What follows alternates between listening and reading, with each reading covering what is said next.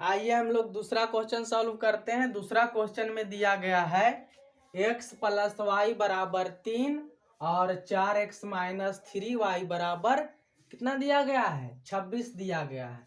तो यहाँ पर सबसे पहले लिखते हैं कि दिया गया है। क्या लिखना है? दिया गया है। क्या दिया गया है हमें? x प्लस वाई बराबर कितना दिया है, 3 दिया गया है। इसको हम लोग समीकरण फर्स्ट मान लेंगे। इसको समीकरण कितना मान लेंगे? फर्स्ट मान लेंगे। अब क्या काम करना है? दूसरा समीकरण हमें दिया गया है 4x माइनस 3y बराबर कितना दिया गया है, 26। लेकिन इसको हमें समीकरण 2 नहीं मानना है। इसमें क्या काम करना है, x का चाहे y का, दोनों में से अपने मन से किसी भी चर का मान पहले निकाल लेना है, फिर इसको समीकरण 2 मान लेना है। तो यहाँ पर क्या काम करते हैं, चर x का मान निकालना ज्यादा आसान है यहाँ पर, इसीलिए x का मान निकालते हैं। तो पहले 4x को इधर ही रखते हैं और 3y बराबर के उस तरफ जा करके प्लस 3y हो जाएगा। तो क्या हो जाएगा, 26 प्लस 3y हो जाएगा। अब क्या काम करना है, x का मान कितना हो जाएगा, 26 प्लस 3y बटा कितना हो जाएगा, 4 इधर गुना में है, बराबर के उस तरफ आकर के भागा में हो जाएगा। तो इस प्रकार से यह x का मान निकल गया 26 प्लस 3y बटा 4, और इसको हम लोग समीकरण 2 नाम दे देंगे।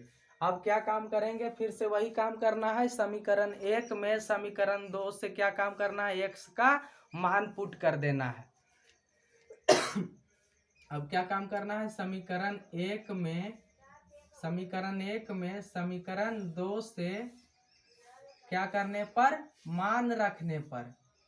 समीकरण 1 में समीकरण 2 से क्या करने पर, मान रखने पर। और चूंकि हम लोग मान समीकरण 1 में रख रहे हैं, इसीलिए समीकरण 1 को पहले लिखते हैं। समीकरण 1 कितना दिया गया है, x प्लस वाई बराबर 3। अब क्या काम करना है, x के स्थान पर क्या लिख देना है, 26 प्लस 3y बटा कितना लिखना है, 4 लिख देना है, क्योंकि x का मान समीकरण में उतना ही आया है। तो इसलिए x के स्थान पर 26 प्लस 3y बटा 4 पुट कर देते हैं। और प्लस में क्या चल रहा है, हमारा y चल रहा है। और y के नीचे कुछ नहीं तो कितना होता है, 1 छिपा होता है। 4 और 1 का एलसीएम कितना आएगा, 4 और 1 का एलसीएम 4 आएगा। 4 से 4 में भागा देंगे तो एक बार में कट जाएगा, और 1 में गुना होगा 26 प्लस 3y से, तो कितना हो जाएगा, 26 प्लस 3y ही रह जाएगा। प्लस है बीच में तो प्लस का चिन्ह देना है, फिर 1 से भागा देना है किसमें, 4 में। तो 1 से भागा देंगे 4 में, तब 4 बार में कटेगा। और 4 में गुना होगा y से, तब कितना y हो जाएगा हमारा, 4y हो जाएगा। बराबर में कितना चल रहा है, 3। अब आगे सॉल्व करते हैं।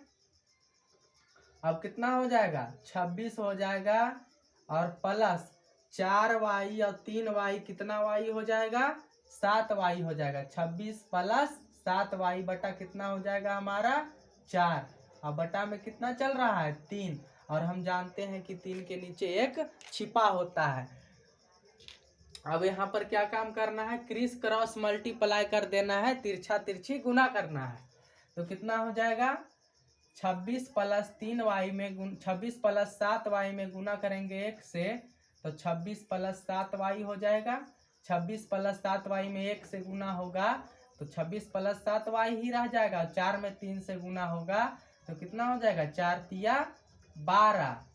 अब आगे इसको सॉल्व करने पर क्या हो जाएगा, 7y बराबर 12। अब क्या हो जाएगा, प्लस 26 बराबर के उस तरफ जा कर के हो जाएगा माइनस 26। अब यहाँ क्या बच जाएगा, 7y बराबर 12 में से 26 जाएगा, कितना बचेगा, 6 में से 2 गया 4, और 6 में से 2 गया 4, 2 में से 1 गया 1, लेकिन माइनस में बचेगा। 12 में से 26 जाएगा माइनस 14। अब यहाँ क्या काम करना है, 7 एकम 7, 7 दूनी 14। इस प्रकार से y का मान कितना आ गया, -2 आ गया। y का मान कितना आया, -2। अब y के मान को समीकरण 1 में चाहे समीकरण 2 में रखने पर हमें x का मान मिल जाएगा। तो हम लोग y के मान को समीकरण 2 में रखते हैं। अब लिखना है यहाँ पर y का मान समीकरण 2 में रखने पर, y का मान किस में रखने पर, समीकरण 2 में रखने पर।